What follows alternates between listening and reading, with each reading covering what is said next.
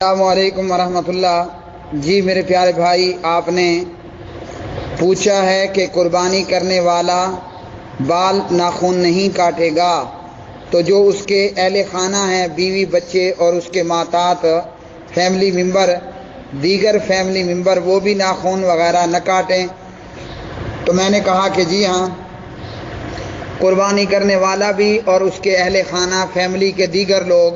وہ بھی ناخن بال نہ کاٹیں۔ میرے پیش نظر حضرت ابو ایوب انصاری رضی اللہ تعالی عنہ کی روایت کہ ایک بکری آدمی قربان کرتا، وہ اس کے اور اس کے اہل خانہ کی طرف سے قربانی ہوتی تھی۔ عہد رسالت صلی اللہ علیہ وآلہ وسلم میں، ابن ماجہ۔ تو اس روایت اور اس حدیث کے پیش نظر جب ایک بندہ فیملی میں سے قربانی کرے گا تو وہ تمام اہل خانہ کی طرف سے قربانی ہوگی۔ جب تمام کی طرف سے وہ قربانی ہوگی تو تمام اہل خانہ فیملی ممبر کو چاہیے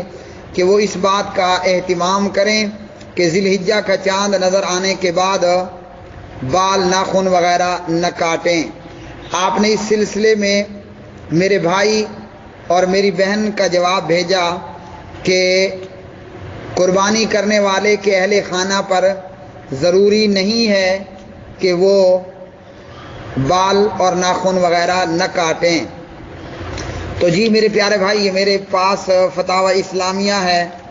اس میں ابن باز رحمہ اللہ فرماتے ہیں کہ قربانی کرنے والے کے اہل خانہ پر کچھ واجب نہیں ہے، یعنی علماء کے صحیح قول کے مطابق قربانی کرنے والے کے اہل خانہ کے لیے بال اور ناخن کاٹنے کی ممانعت نہیں ہے، اور یہ حکم قربانی کرنے والے پر ہے جو اپنے مال سے قربانی کر رہا ہے۔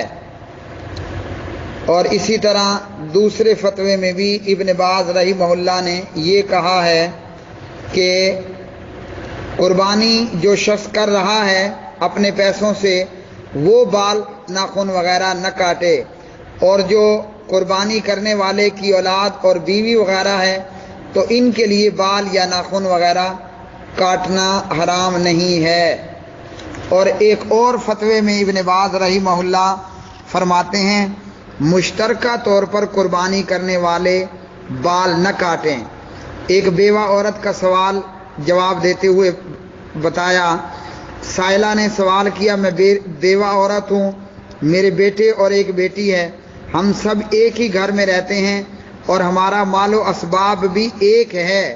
تو شوہر کی وفات کے بعد ہم نے تقسیم نہیں کیا، میں ہر سال اپنے ایک بیٹے کو قربانی کا جانور خریدنے اور ذبح کرنے کے لیے جو ہے وہ کہہ دیتی ہوں۔ تو جواب دیتے ہیں ابن باز،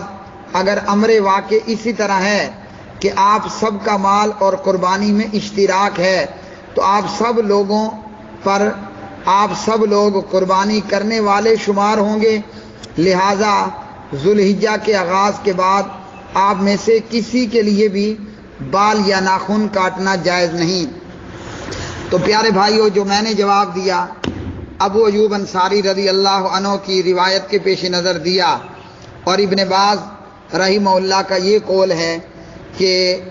قربانی کرنے والے کے اہل خانہ پر ناخن وغیرہ نہ کاٹنا ضروری نہیں، تو اس لیے میری بات کے مقابلے میں ابن باز رحمہ اللہ کی بات کو ترجیح ہے۔ اور دوسرے فتوے کی روشنی میں اگر مشترکہ مال اور قربانی ہو رہی ہے تو پھر ابن باز کا فتویٰ ہے سب ناخن نہ کاٹیں۔ ھذا ما عندی واللہ تعالی اعلم بالصواب۔